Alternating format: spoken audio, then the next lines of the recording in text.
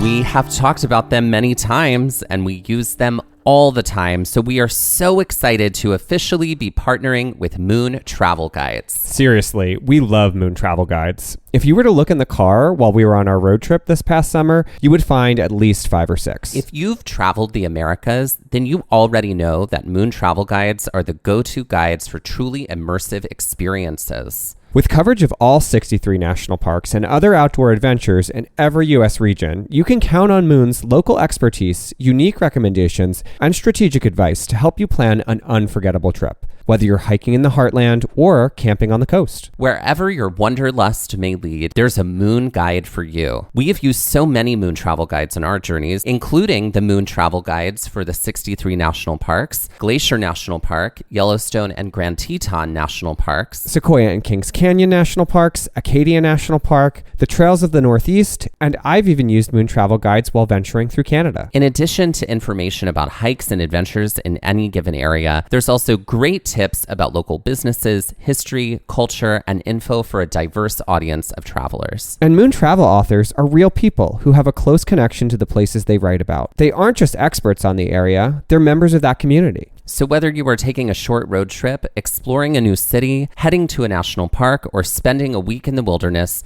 make sure to pack a Moon Travel Guide with you. For more information and to purchase a Moon Travel Guide, be sure to visit moon.com.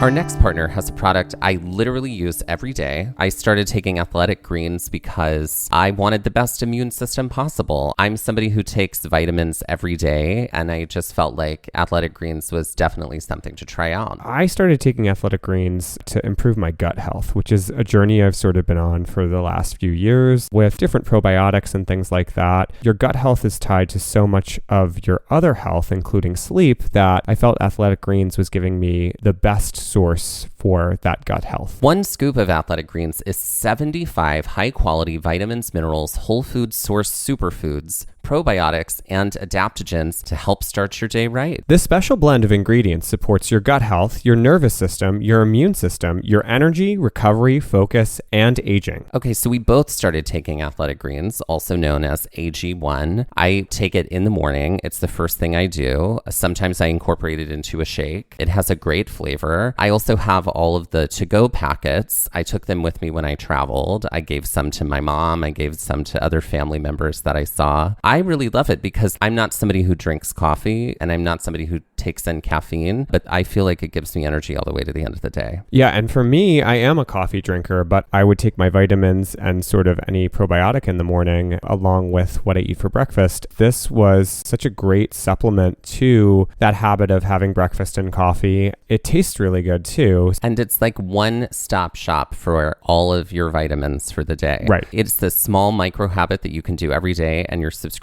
comes with a year's supply of vitamin D, which is great for these winter months that we're about to go into. And for every purchase, Athletic Greens donates to organizations to help get nutritious foods to kids in need, including No Kid Hungry. It's good for any diet, whether you're vegetarian, on paleo, or keto. AG1 or Athletic Greens is gluten-free, nut-free, dairy-free, egg-free, and there is no added sugar. Athletic Greens also supports better sleep quality and recovery and is a climate-neutral certified company. Right now, it's time to reclaim your health and arm your immune system with convenient daily nutrition, especially heading into flu and cold season. It's just one scoop in a cup of water every day. That's it. No need for a million different pills and supplements to look out for your health. To make it easy, Athletic Greens is going to give you a free 1-year supply of immune-supporting vitamin D and 5 free travel packs with your first purchase. All you have to do is visit athleticgreens.com/gaze. Again, that's athleticgreens.com/gaze, and that's GAZE, to take ownership over your health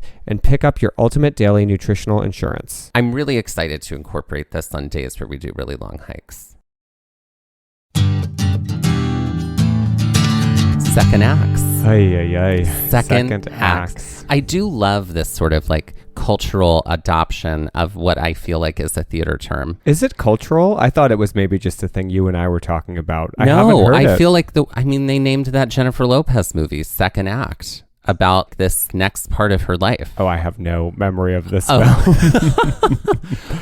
last thing I came out remember, in like 2018.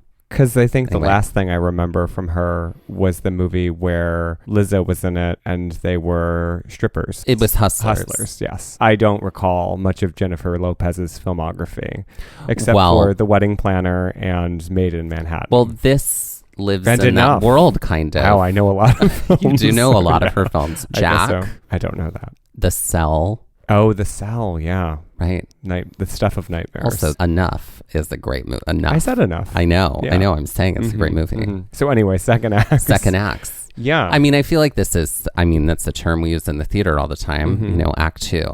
Yeah. I think it's funny how, Oh, that's a theater term? That's where it's that came a theater from? term. A theater term. Yeah. It came from the theater? The theater. I mean, typically films have 5 acts.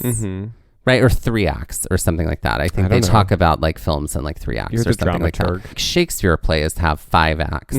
A second act is an intermission and we come back for act 2, right? Yeah. I mean, I have to say theater pieces that have 2 acts are deeply criticized for how well act 2 goes. Because oftentimes new musicals, it'll be act 1 was amazing and then act 2 wasn't as great. Right. And that's not always. Into the Woods has an amazing act 1 and then boom, pow, literally, Act 2 is just some of the best writing ever. Yeah. Sweeney Todd has this epic Act 1 and then this really tight, almost boutique, Fast Act Act 2. Yeah. And it's it is what it is. But Yeah. second acts as part of one's life, I think it's very interesting. Yeah. And it Lots to does think sort about of assume that you only get one. Life? No, I'm saying one second act. I feel we live a life of multiple acts, Of course. Mm-hmm. But yeah. Because all the world's a stage and all the men and women are merely players. And do you know what play that came from? Mm-hmm. Which play? It If came you from name it, Romeo I'm- and Juliet. Great. Yeah. Yeah. When Romeo and Juliet is called As You Like It, then it'll Yeah. definitely come from Romeo and Juliet.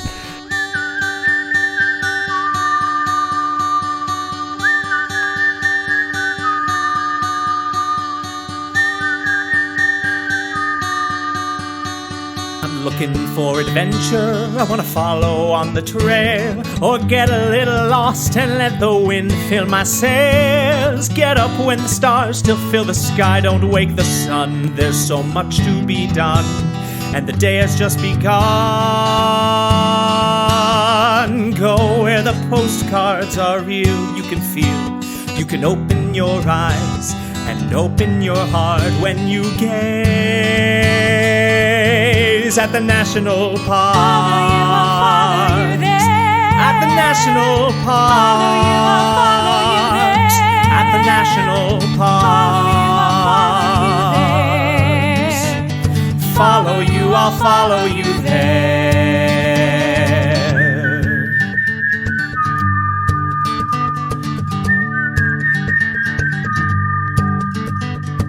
We would like to acknowledge that while hiking and exploring the lands, also known as Glacier National Park, that we were on the traditional and stolen lands of the Blackfeet Nation and the Tanaka Nation.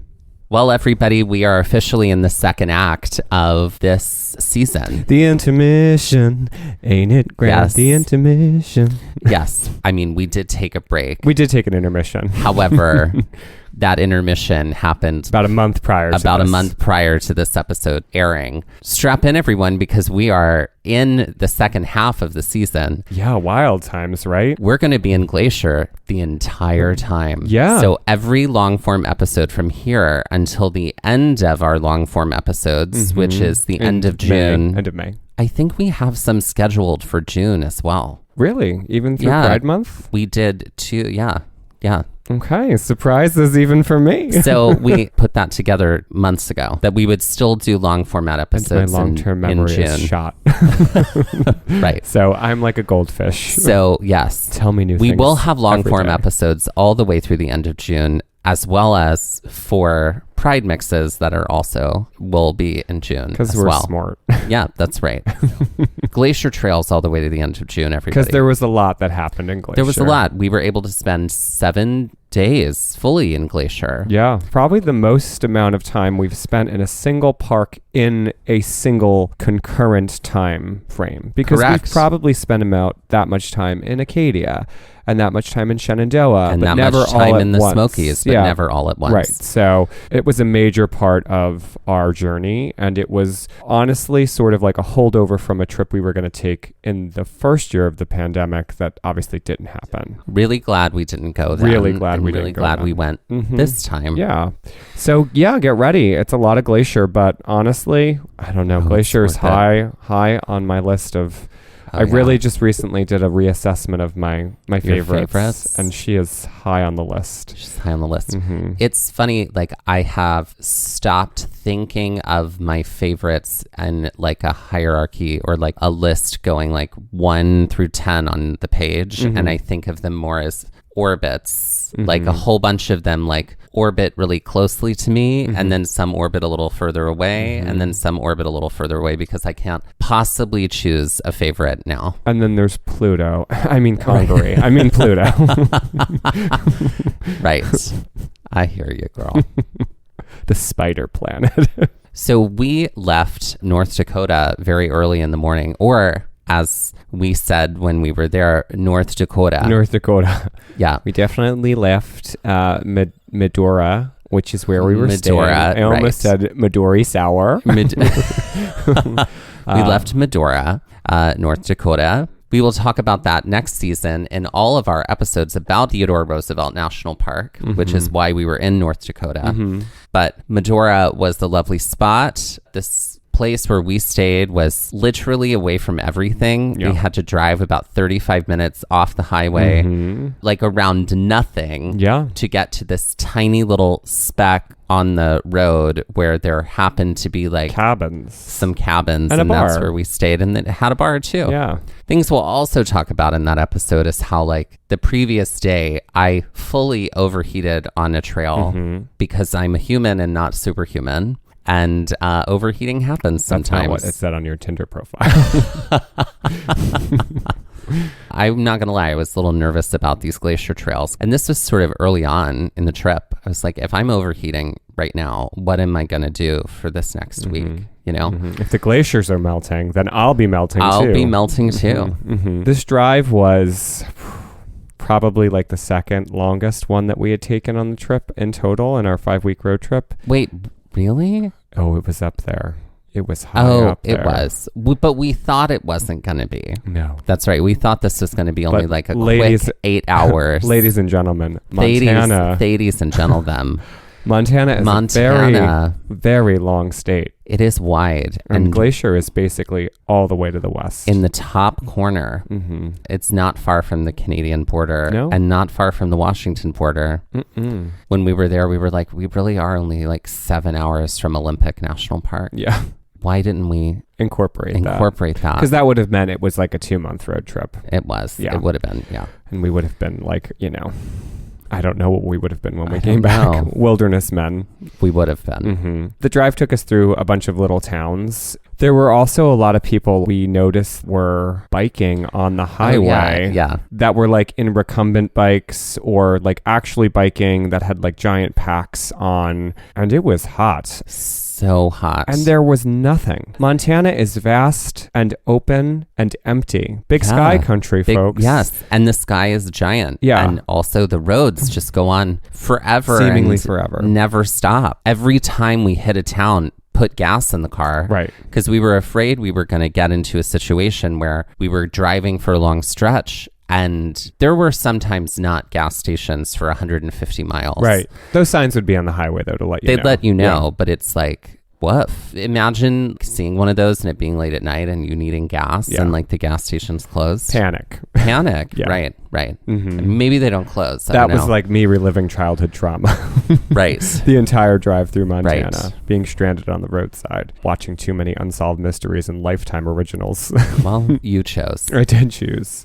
Yeah. So we were staying in East Glacier. There are different parts of Glacier National Park or different areas associated with Glacier National Park, particularly East Glacier, West Glacier, Two Medicine, Pole Bridge. We were staying in East Glacier. So we were coming in from the east. So what did we see on our drive in from the east? Nothing. It was just empty fields.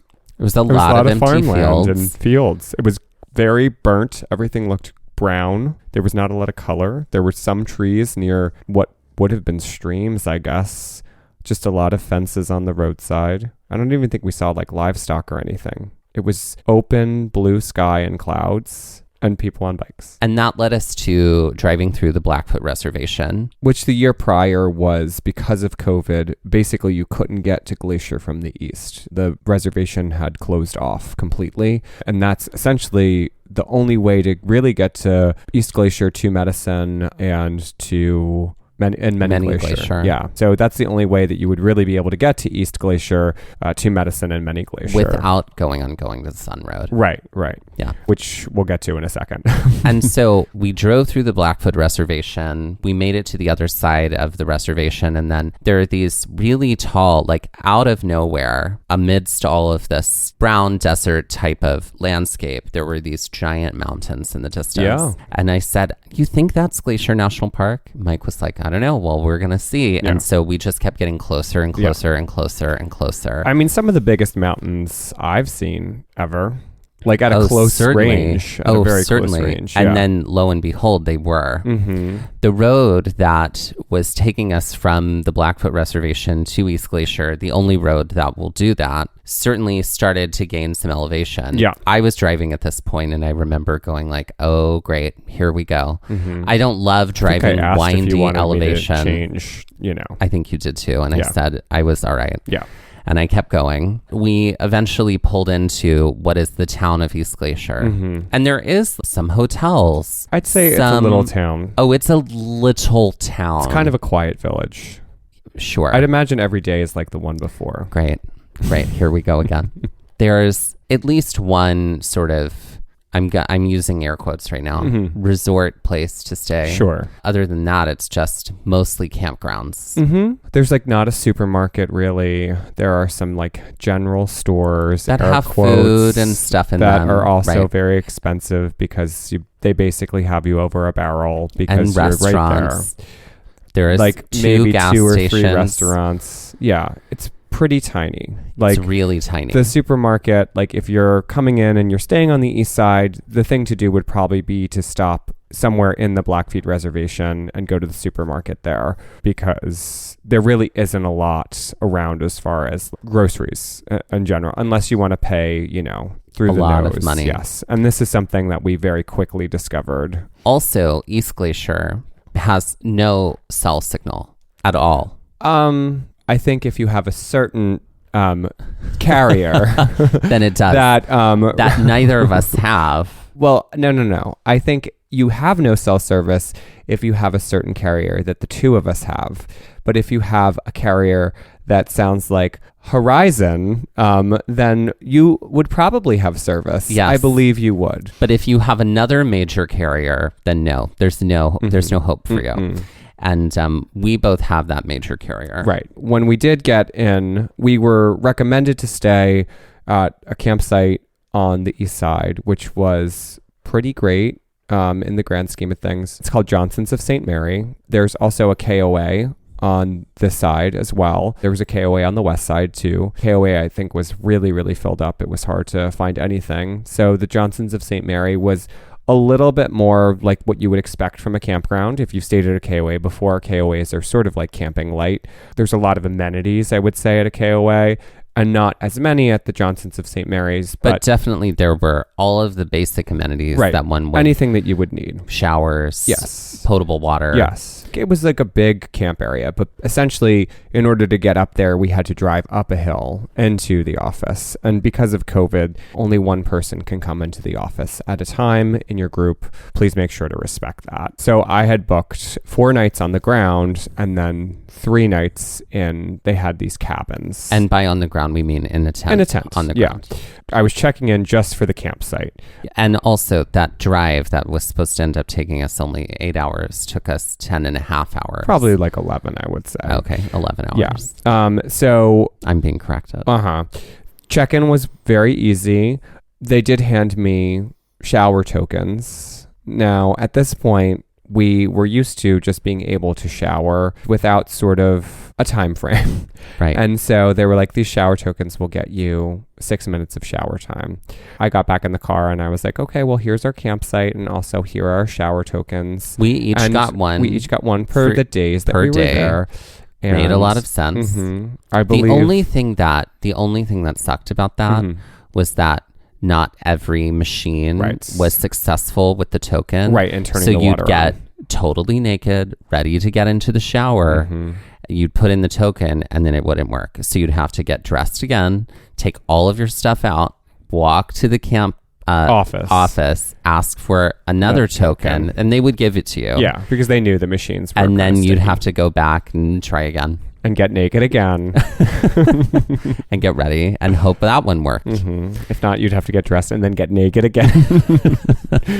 There's a lot of nudity. So the campsite was great. We were able to set up in like a pretty big, it was like an open field area where we were. But we need to talk about this moment because this was a moment of frustration for both of us, the setting up camp. Oh.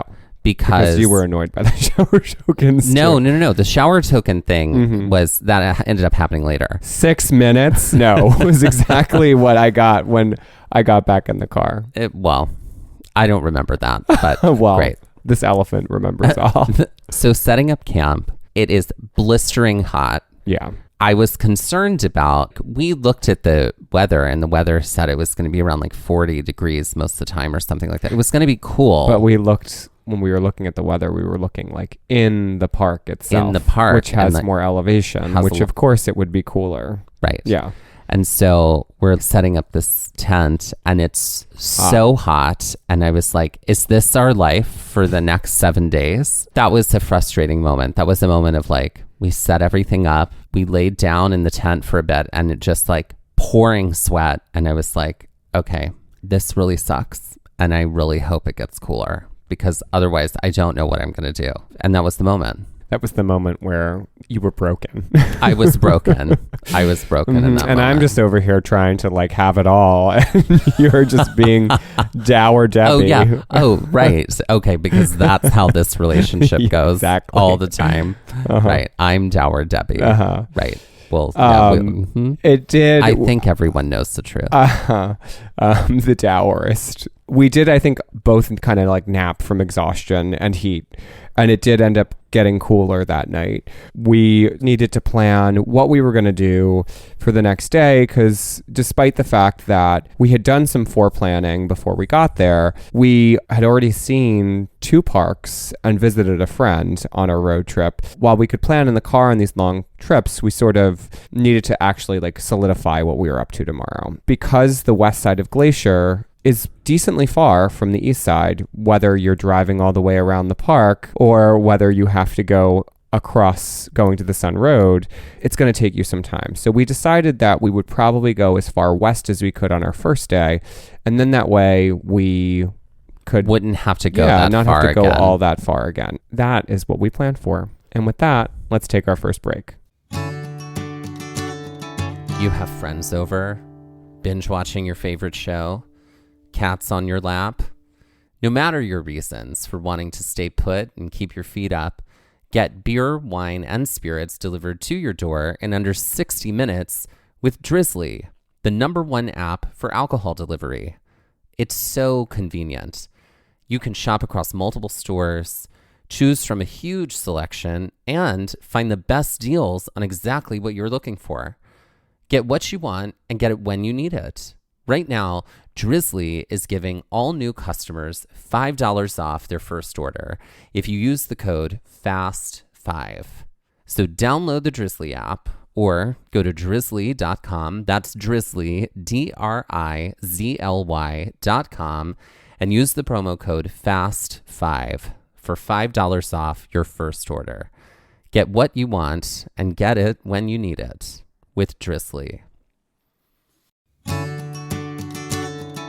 Today's episode of Gaze at the National Parks is sponsored by TrueFire.com, the planet's largest and most comprehensive selection of online guitar lessons, according to Guitar Player magazine. TrueFire's interactive learning tools and massive library of over 50,000 video lessons help guitarists ignite their technical skills, harmonic knowledge, rhythm playing, and soloing. Over 2 million guitar players worldwide learn, practice, and play with TrueFire. Using TrueFire's desktop and mobile apps, guitarists work with multi-angle HD video lessons on any device, anytime, anywhere, and at their own pace. TrueFire's style-specific learning paths guide guitarists every step of the way. Use the assessment tools to find your starting point, then follow the lesson recommendations and track your progress as you work through your personalized TrueFire study plan. And TrueFire's educators are the best in the biz. From Grammy Award winners to world-renowned artists, TrueFire students have access to an unparalleled faculty of over 300 top-notch blues, rock, jazz, country, and acoustic guitar educators. Guitar players can progress faster with private one-on-one instruction, group lessons, multi-track video jams, live streams, song lessons,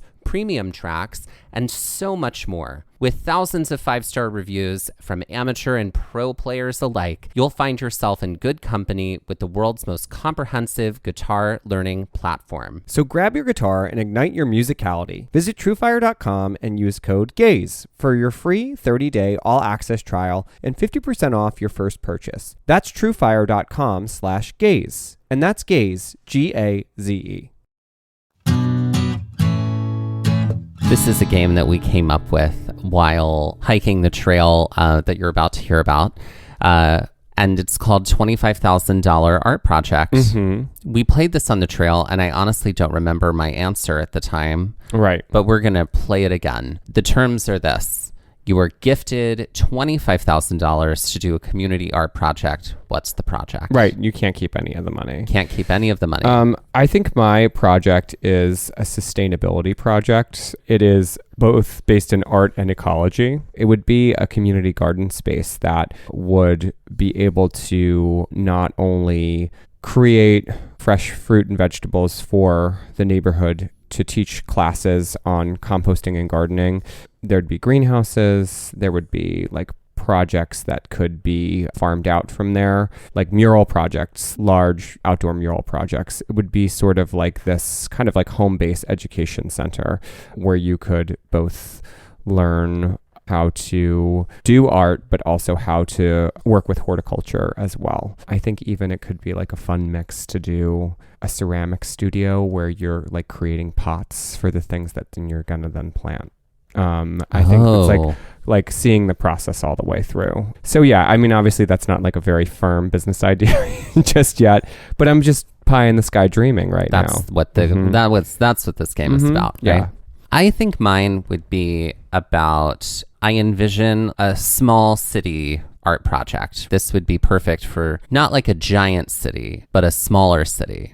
I remember what yours was from the trail. I think I remember what mine was too. However, I'll get to it in a second. But it would be these sort of video advertising spaces, right? And it would be like where the foot traffic happens, right? It would be this campaign where you collected interviews from all over the city from people who live there. So it's like an oral history project? It's like an oral history project, but it's also visual. And you would use local photographers to take photos of I love this. These people in different places in the city. And it would feature a photo of them and then a piece of their oral history. And then you could access it through whatever the website is. And like, say the city is celebrating Pride Month, then all of the people featured in all the different video installations are all queer people, queer identifying people. Sure. Would these be like on bus shelters? They could be on bus shelters. They could be wherever there's high foot traffic.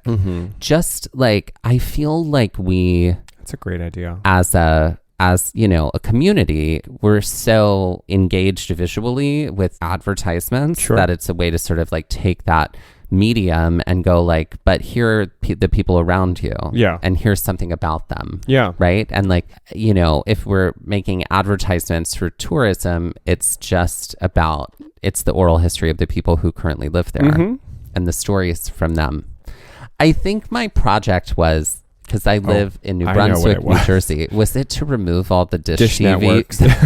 was I did say that, didn't I? Awful. So in New Brunswick, New Jersey, there's a lot of homes that are rented, and with each new renter comes like a new like cable subscription. Often they use DirecTV, and every time there's a new person, DirecTV comes and installs like a dish on the house.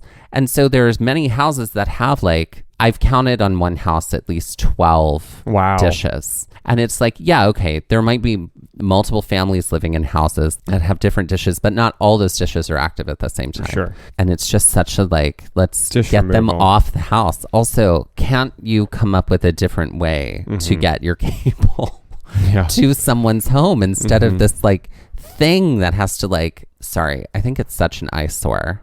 Anyway, that's where I am. They're not an official sponsor. I can say whatever I want. And that was $25,000 art project. We literally do call this act 2 of our episode. Second act, baby. Second act. Okay, so let's talk about going to the Sun Road. For those that may be new to Glacier National Park, going to the Sun Road is this road that runs through the middle of Glacier National Park. Yeah, it's like a main artery for the park. It's the main artery of the park. And so it is how you get from one place to another inside of Glacier. And this year, to ensure that there wasn't... So that people could park, because that is consistently an issue. And so the road there wasn't was jammed. never any deadlock on going to Sun Road. Because if that happens, then no one's going anywhere. It's a 2-lane road, folks. Right. It's a 2-lane road that literally feels like you're driving into the sky, winds through mountains. But they had a ticketing system in order to make sure that you could access the road. Right. And the ticketing system was for access between 6 a.m. and 6 p.m. or 5 and p.m. 5 p.m. Yeah. And so you can get one that's good for 7 days. Yeah. So we ended up getting a pass that started a few days before we got there. Like, I think we got there on July. Our first day in the park was actually the 4th of July, which is this day that we're talking about. Correct. But I think ours started on June 29th or June 30th. Right. So we had access to the road for a few days before we arrived in Glacier, which meant we weren't going to have access to the road for a few days during the end of our time. But that's okay, because there are other parts of Glacier that are not accessed via going to the Sun Road that we could still access. Which is why we tried to do as much as we could when we had the ticket on going to the Sun Road. Right. Yeah, and save the other stuff for later. The other thing is, we are people who like to find parking spots, which means we aren't afraid to wake up early. Some of us love waking up early. Some of us... I don't know about that. I mean, some of us tolerate waking up early because it is, in fact, the better idea. So we had to wake up at 4 a.m. on this day. Right. Now, we did have access to going to the Sun Road on this day. However, we wanted to go all the way to West Glacier. Yeah. And find a parking spot. Yes. Along the way. Yes. So it would take for us about 45 minutes from our campsite to get to the middle of going to the Sun Road, which is also known as Logan Pass. Essentially, it's the middle. And so we figured it was going to take us another 45 minutes to at least get to the other side. So we were looking at an hour and a half drive, putting us there around 5:36 in the morning, which was good because we wanted to get an early start, hike early, hike often. Let's also talk about the fact that the sun doesn't set until like 11 o'clock in Montana. Oh, yeah. We were like in July, our tent early July at 10 p.m. and it was still just bright outside. Oh, yeah. And then it finally started to die down 11 and get o'clock. gray. It was dark by midnight. And then at like 4:30, it was light again. It was back. Right. Right. So I got up at 4 and made breakfast in the dark as quietly as I could. Because, and it was very quiet. There are campers around us. We ate breakfast in the dark. We had showered the night before, because we were trying to be smart, and also that 10-hour car drive necessitated that. We were leaving the campsite at about 4:45 in the morning. And anytime we were on Going to the Sun Road, this queer was driving because the queer sitting across from me doesn't like to drive on windy mountain roads. And I get it. I have a fear of ledges. Yeah. I also have a fear of driving near ledges. So there were a few things I knew I was signing up for. One, it meant that if Mike was driving Going to the Sun Road, I would hear about it for the next like infinite amount of years. Two, that at any other point in the trip, if Mike goes, do you want to drive? My answer would have to be yes. And that I would need to do my best to like make up for some of that driving later on, which I feel like I did. Thank you very much. So I don't want a picture painted of like, well, I'm Miss like damsel over here who needs to be driven about like and doesn't do her fair share of the driving. No, you did your fair share of complaining. So you did also drive your fair share. Yes, but I did not drive on Going to the Sun Road. So this was me. However, I will say this was my car that we were in on Going to the Sun Road. So there was a moment where you were like gasping. Okay, well, let's get to that moment. So we entered the park. It was literally, our campsite was drive down the hill. Not the even is there. a minute and a half away from the entrance. So we drive Jonathan's down at St. Mary's, guys. Yep. We drive right through. This place had been recommended to us by Becky Lomax, who you'll hear about a whole lot more about her throughout the season. But she recommended that because it was so close to the entrance. Yes. Yeah. Also, apparently, there are so many of the big hikes that are closer to East Glacier than they are West Glacier. We drive in, and at first, Going to the Sun Road, really not so bad. Felt like, okay, it's a 2-lane road, but it's like wide, and there are always guardrails. Yeah. And that was true the whole way. We did pull off a few times because And the sun was coming up. The views. And honestly, I think our mouths were just agape the entire time. We were like, well, we know why we came here. Yeah. I mean, it was... Those views early in the morning like that are, I'll never forget them. I mean, it's like a painting. It's really hard to describe Glacier and to do it adequately. It's a feeling that you have when you're there. Yeah. There's no other way to say it. Like, the photos don't really do it even justice. It is just a spectacular space that doesn't seem real. Like, that's the best way to describe it. So pulling off every now and again in the morning as the sun was coming up, like when we were first driving up, you kind of get a view of St. Mary's Lake, which is right there. The mountains there, which weren't even like the most spectacular, were still unbelievable. They weren't, but they were. Yes, they weren't, but they were. This was also where we saw bighorn sheep. Right around this section of Going to the Sun Road. We continue to drive, and as we continue to drive, it definitely does get windier, and it starts to get a little windier. Now it's still dark. It's still dark, and it starts to get a little windier, and it starts to get a little closer. And we were like, okay. And then that brings us to Logan Pass, and Logan Pass is sort of treated like the center point of Going to the Sun Road. We found out, and even though it's not really the center of the road, it's a lot closer to East Glacier than it is West Glacier. But when we were up there, we got to see some mountain goats, gorgeous mountain goats that are just, I think those could be my new favorite animal in the world. They are the coolest. There is a section of Going to the Sun Road between Logan Pass and Lake McDonald, and it's a big significant section. And that we found out here is the scariest section of Going to the Sun Road. Now, we were on the right side of the road headed west, so we were not next to like the edge, but we were next to all of the rock face over to the right, which is like jutting out, and at times felt like we're just going to run right into it over on the side. I'm sure some people have driven Going to the Sun Road and didn't feel that way, but sitting in the passenger seat felt that way, which brings us to your drama. Yeah. Well, this was, I mean, I think it was my most dramatic performance yet, because there were lots of gasping and lots of like, it was also my car, and I was like, oh my God, we're going to run into that boulder. Oh my God, like the whole time, until finally this queer sitting across from me was like, if you want me to continue driving, then you have to check all of that.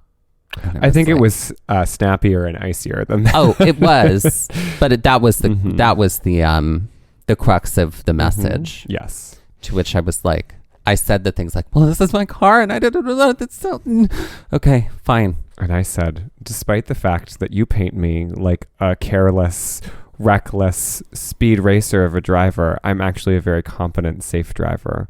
So I never said that you down. Weren't a competent and safe driver. You said it with your non-words. Well, I mean, maybe some other people can get in the car with you and drive to Yosemite and then they'll see what I mean. Sure. So this is what I deal with. So we finally come down to the area that is no longer scary on going to the Sun Road, and it's near Lake McDonald. And this now turns into like a much easier section of this road, right? And so this feels safe again. So it's really just like that section from Lake McDonald to Logan Pass that feels terrifying. So, and I will say this as someone who drove the road a lot and was comfortable with it. I mean, I will say, like, it didn't bother me, but I understand why it bothers people to drive it. And when we were done driving it, the last time we had to go up it, I wasn't upset about having to not drive it again. I mean, would I do it again? Sure. Did I love it? It was okay. I will say this, for a long time, that road was bumpy and craggy and people were still driving on it all the time. It was recently repaved. It still felt recently repaved. Yeah. And so it felt like it had a cosmetic facelift and like some structural support added to it. And so it felt safe, even though it felt terrifying. Yeah. We're now closer to the west side and we're passing Lake McDonald, and there's some other small hikes around, like Trail of the Cedars and some other hikes near there that we'll talk about later.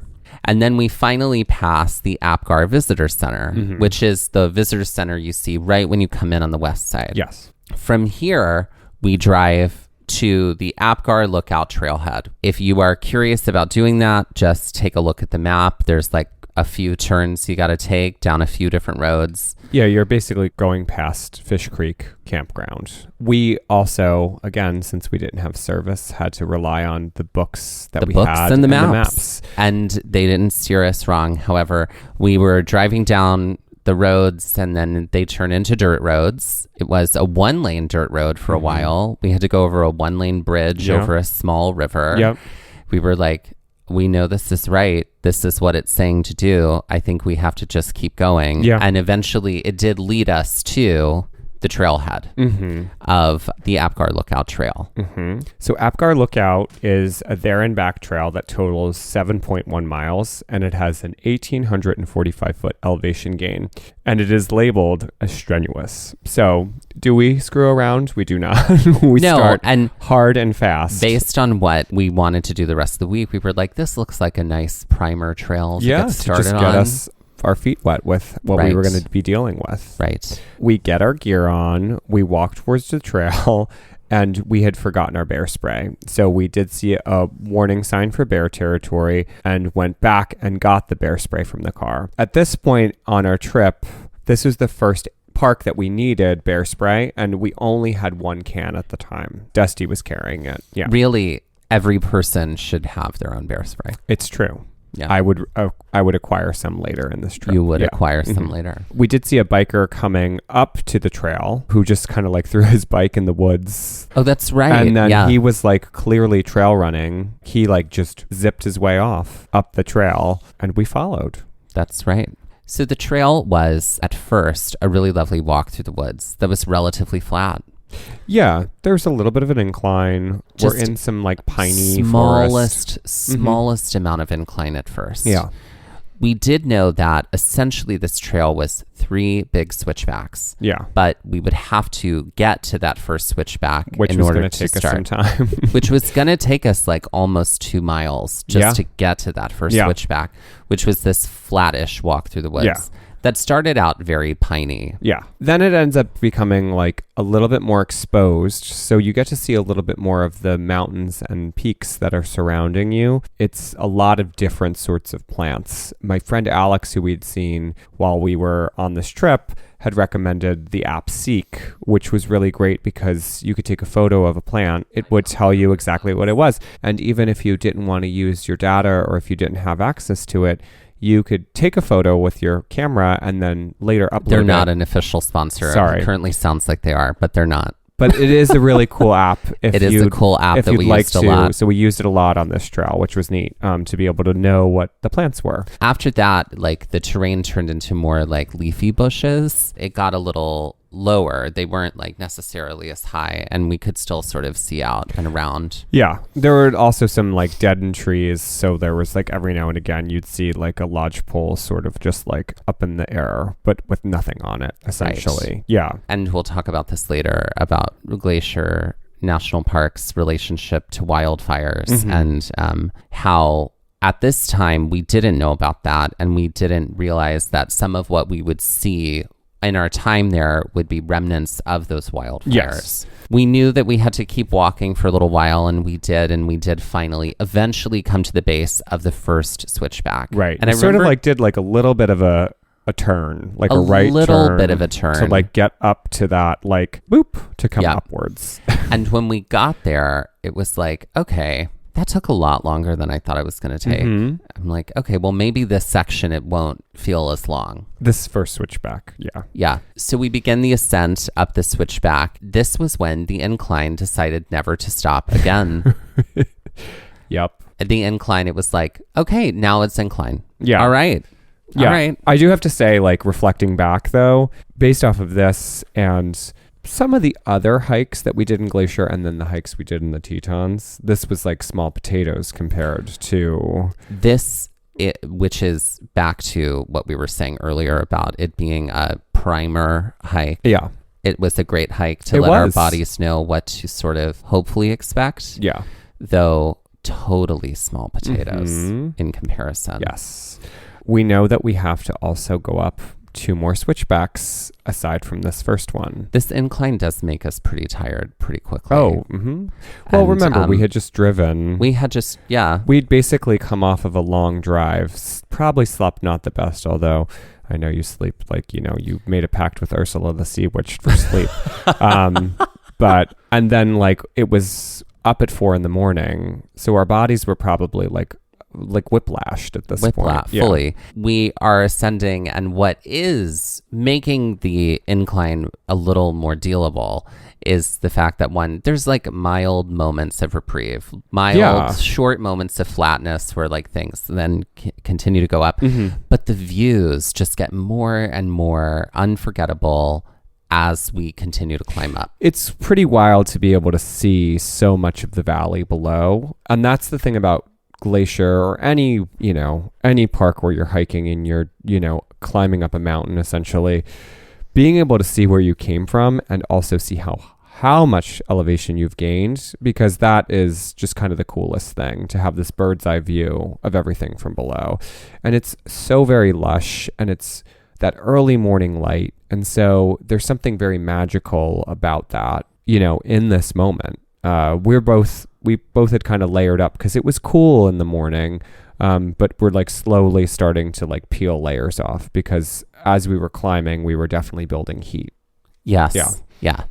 And to what you were saying just then about being able to see the valley below, Glacier feels gigantic. And this was my first taste of what felt like climbing up something to look at all of the other things that are around and being able to really like see the different areas and going like, okay, I that's where that was. That's where we just drove in. That's where that is over there. Yeah.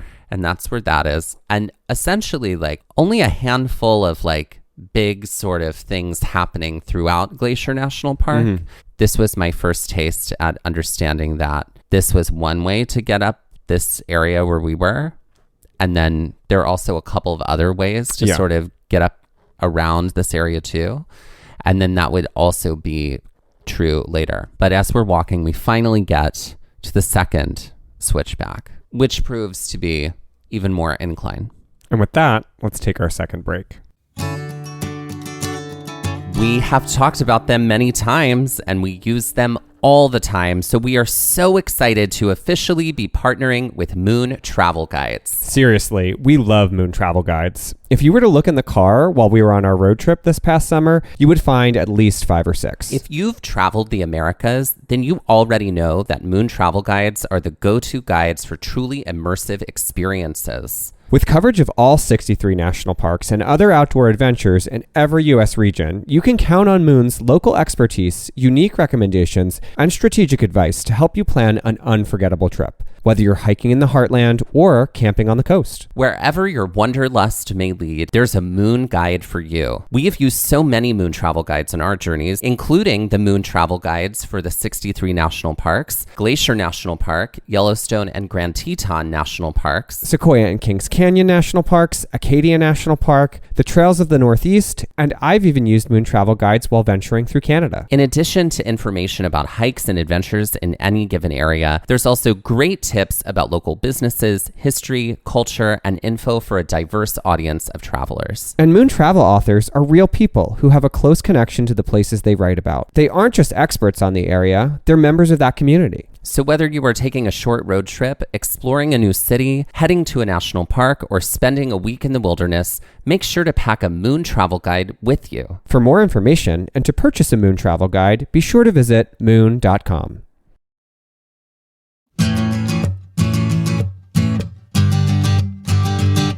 Ladies and gentlemen, please welcome to the stage, Mia Swell. Mia Swell. Mm-hmm. Mia Swell. Mm-hmm.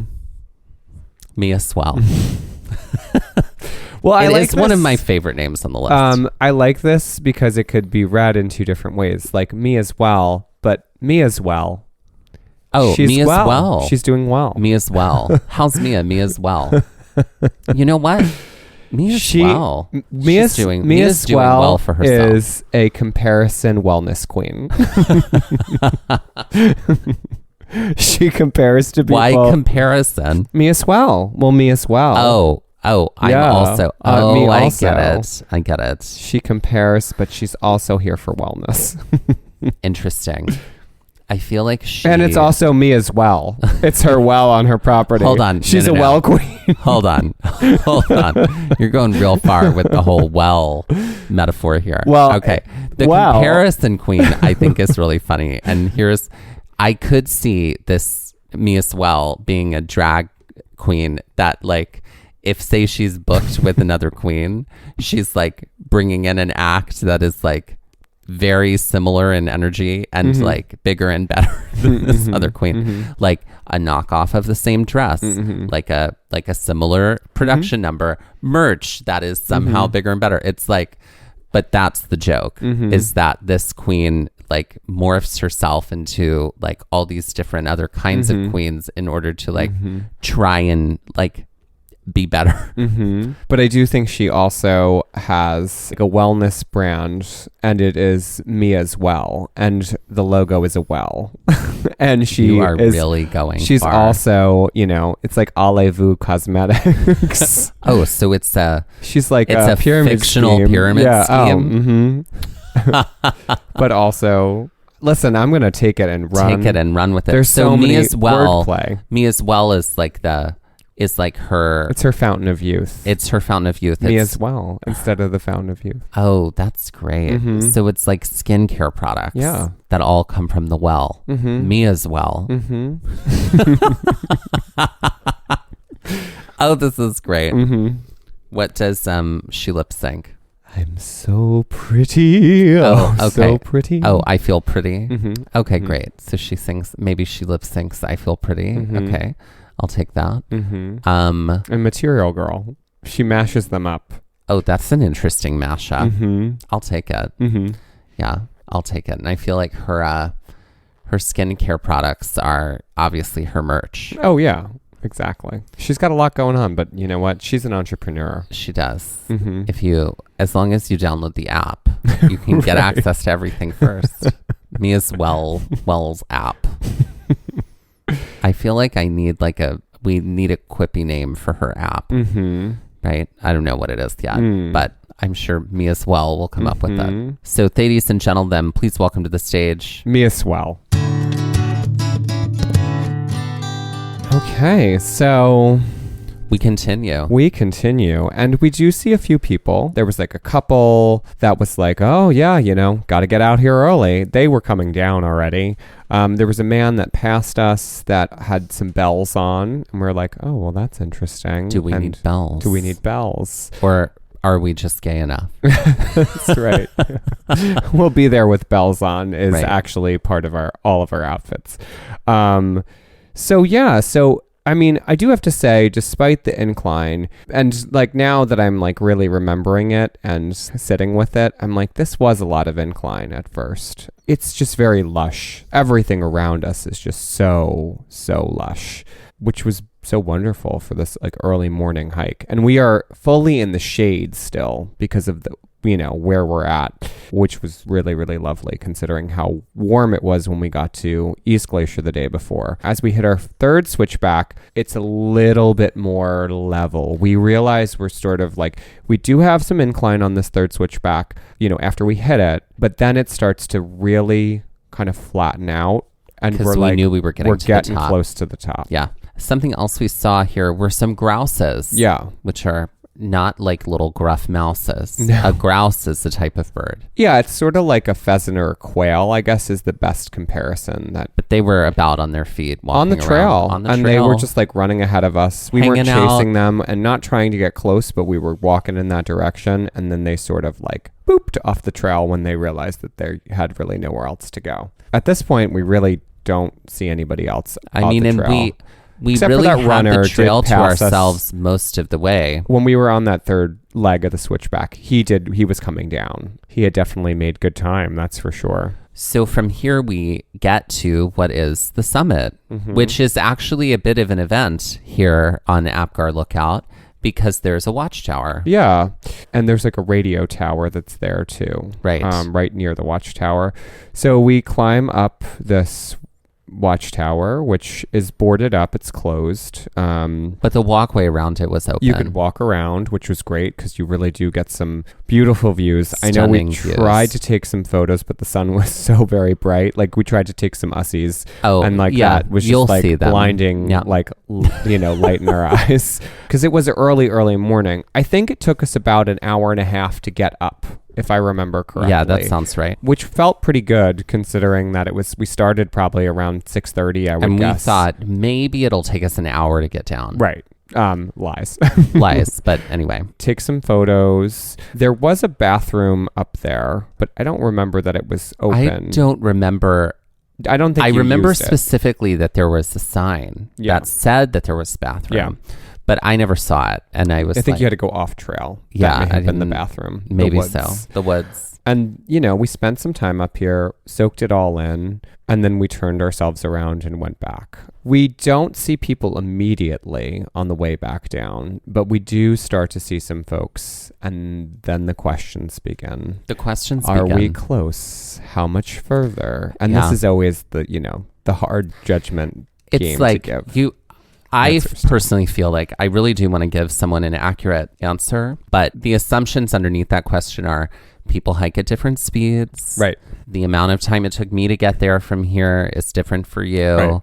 Right. So I always just try to say like, it took me this long because it's like, there's no way to give an objective answer to that. The thing that was easier here on this trail is with 3 switchbacks, we could say, you're really not that far from the next turn. Or you got about halfway. You're about halfway up the switchback from what we could sort of gauge. Yeah, gauging like distance versus time. Yeah. And some people are like, but how much time? And then I'll just answer for myself. It took us this long. Yeah. So...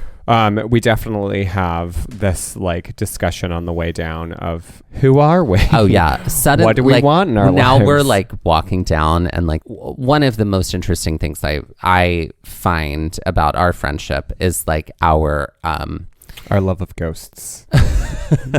But also our consistent deep discussion. Mm-hmm. Like we'll suddenly be in a deep discussion about literally anything at any point in time. Like true. We'll be like crossword puzzling, and then it's like suddenly we're talking about what is grief. And Right. when have you experienced grief? Tell me about a time where you've and it's then therapy and here we go. without the degree. Right. But it's like the thing that that friends can do for each other. Yeah.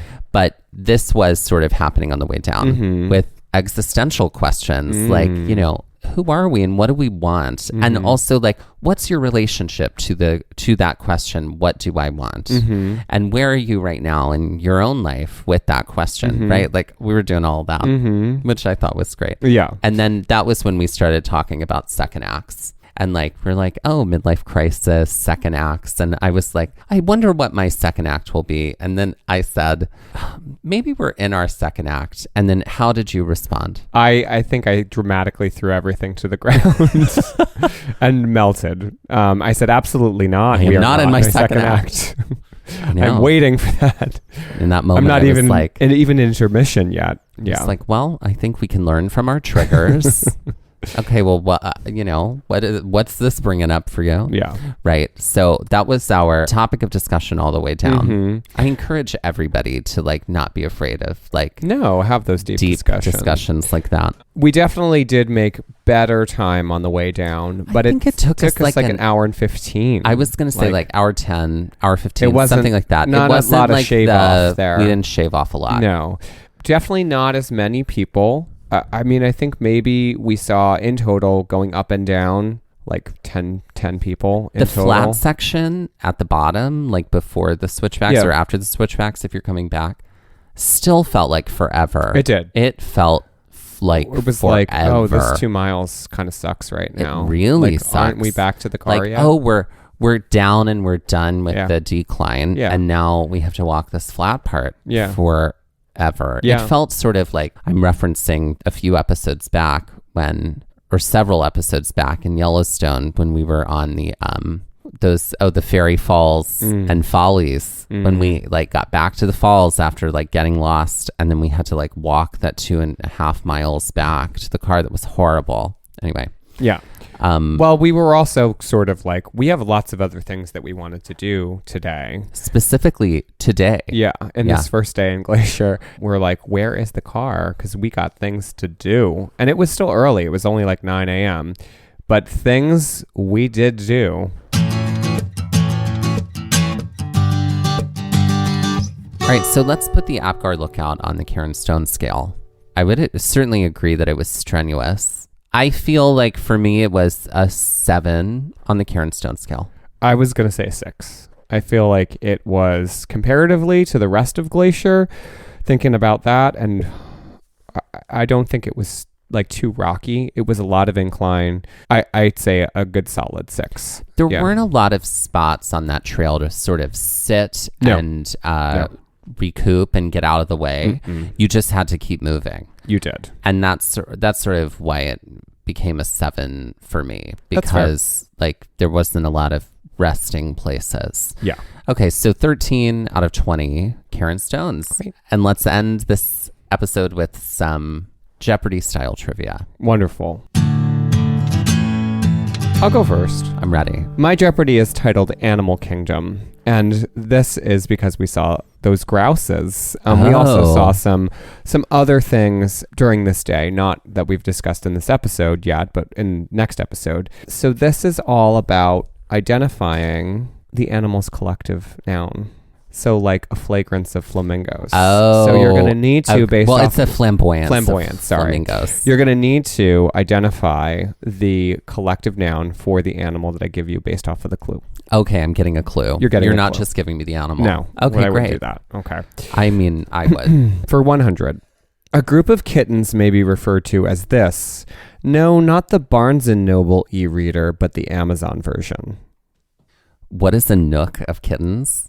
Nope, not the Barnes & Noble e-reader version, but the Amazon one. Oh, that is the Barnes & Noble one. What is the Kindle of kittens? Right, a Kindle of kittens. That's what is a Kindle cute. Of kittens. I love it. Okay. For 200, while a pod is one way to describe a group of whales, they may also be referred to as this, or what ladies' legs may have been slangily referred to in the 40s and 50s. What is gams? That's correct. What is a gam of whales? Wow. Pulled that one out of nowhere. You okay, got it, great. though. For 300, a group of otters is referred to as this, which if grouped together could probably help you to safely travel downriver like its wooden counterpart. What is a raft? Correct. Look at you go. You're getting them. All right. Mm-hmm. I was like, it's not a kayak of otters and it's not a canoe of otters. But those would be great Right. or nouns. Okay, for 400. Kayaka otters. Welcome to the stage. Kayaka otters. For 400. A group of rhinoceroses is referred to as this, or what noise you would hear if you let them loose in a china shop. What is a crash of Correct. rhinoceroses? Look at you. You are just so smart. You're getting Look at them. that. 4 for 4. 4 for 4. Okay. And for 500. A cluster of toads is referred to as this, although I would hate to have to tie them all together to get it. What is a knot of toads? Oh my God. 5 for 5. You got it, girl. Great. And that is Animal Kingdom. I had fun with that one. That was really fun. That was really satisfying. This one is inspired by Apgar Lookout because I found the Apgar Lookout Trail to be harder than it looked. Mm-hmm. So this category is called Lookout. These are harder than they look. Okay, great. Okay. So in this category, I'm going to give you 3 things. Okay. First, you have to identify what is the commonality. What Binds them together. Okay. But one of them is an outlier. And you also, because Lookout, one of them is an outlier. Okay. And you have to identify the outlier and why it's an outlier. Oh, so this is sort of like in the trivia book that we have. Yes. It's Odd Man Out. Yes. Sort of like Odd Man Out. Person out. Sure. Right. So you have to identify why they're grouped. Okay. And there is something that groups them together. Okay. But then there is one that shouldn't be there. Okay. Or one that is like different from the rest. Ready? Sure. Filled with terror. For 100. The Aviator, Elizabeth, Blue Jasmine. Okay. What is Kate Blanchett as the binder of them together? Yes, but specifically, there's a little more there. Kate Blanchett. Not only was she in these movies. She produced them? No. She directed them. No. She played a historical figure in them. She won an award for them. No, she did not win an award. She was nominated for an Academy Award. Correct. She was nominated for an Academy Award for all 3 of these, but one of them is an outlier. Who's writing Jeopardy? That's hard. I told you. Look out. Whew. Harder than you thought. All right. So which one? So which one is the outlier? It's the Aviator because she actually won for that. The answer is Elizabeth because she actually did not win for Elizabeth. Oh, okay. She won for the Aviator and Blue Jasmine. Okay. Great. I told you these are packing a punch. I guess Okay, so. ready? Mm-hmm. I just had All right. animal pronouns. For 200. Sophie's Choice, A Cry in the Dark, The Hours. Okay, it's what is Meryl Streep's performance when she was nominated for each of these? They are Meryl Streep performances. Okay, well now you have me concerned because you said... Now one's an outlier. Why is one of them an outlier? So it was Sophie's Choice, A Cry in the Dark, and The Hours. It's A Cry in the Dark because she didn't win anything for that. Incorrect. Okay. So I would have taken Sophie's Choice because it was the only one of the 3 that she did win an Oscar for. Okay. Or I would have taken The Hours because it's the only one of the 3 she was not nominated for. Okay. All right. Even though her performance was wonderful. Okay. Okay, Should have great. been called The Weeks. Are you ready for 300? No, I'm not. It's just like all of my body is seized up. Julie and Julia, Mm-hmm. Doubt, Mm-hmm. The Devil Wears Prada. Mm-hmm. So Meryl Streep is the binding agent again. Correct. And the outlier is The Devil Wears Prada because Amy Adams isn't in it. That is correct. I would have also accepted that Doubt was the outlier because Stanley Tucci wasn't in it. That's true. So it gave you 2 roads there. Okay. Okay. I chose the one. But you got it for 400. Mm-hmm. Mariah Carey, Katy Perry, Jennifer Lopez. Well, I think that Jennifer Lopez is the outlier because Wait, her what last binds name them doesn't together? have Aryan. What binds them together? Their love of the movie The Craft. I wonder if they all independently love that movie. What binds them together? That they were all in a music video relationship with Jerry O'Connell. I do not And he know was a if that cheater. is to be true. I don't but, know. I have no idea what binds them. They were all judges on American Idol. Okay. Okay. A show I do not watch. And then which is the outlier? Oh my God. I don't watch American Idol either, but I did know they were all judges. I guess that I'm sweating over here. I would say Jennifer Lopez is the outlier because she also has a successful film career. I'll take that. I have written down here, Katy Perry was the outlier because she was not born in the state of New York. She was born in California. Okay. But I'll take that because Jennifer Lopez is also a successful actor, is in addition to being a recording artist. So yes, that counts. Look at how it Well, half of it counts. Full circled back to Okay. Hustlers. Finally, full circled back. We got there, right? Because Jennifer Lopez was in second act and the other two were not. Okay, and finally. Gosh, talk about, like, I know I've written some doozy categories, but this one is a doozy. But I liked it because it's like, look out, it's harder than you think, right? For 500. Henry the Fourth, Henry the Fifth, Henry the Sixth. They were all plays written by William Shakespeare. That's true. What binds them and together. also Kings of England. And also Kings of England. So which one is the outlier? Henry the Fourth, because a major motion picture wasn't made about it. That is a great guess. I was looking for Henry V because it is only one play. Okay. Henry IV and Henry VI are multiple plays. And that is Look Out, Girl. Look out, girl. This one's hard.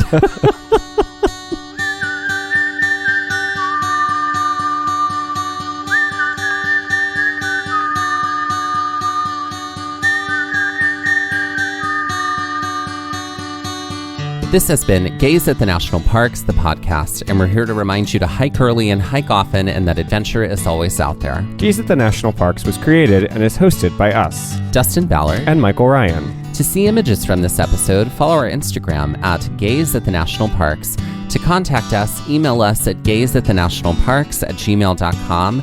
And to find out more about parks visited on this show, visit our website, gazeatthenationalparks.com, or visit our shop.gazeatthenationalpark.com. That's Gaze, G-A-Z-E. All original artwork featured on Instagram, on our website, and in the Gaze shop is by me, Michael Ryan. All original music was written by Dave Seaman and performed by Dave Seaman, Mariella Klinger, and Sean Sklios. Our music producer is Skyler Fortgang. This episode was edited by me, Dustin Ballard. We would also like to acknowledge that while recording this episode, that we were on the traditional and stolen lands of the Lenape people, also known as Ocean County, New Jersey.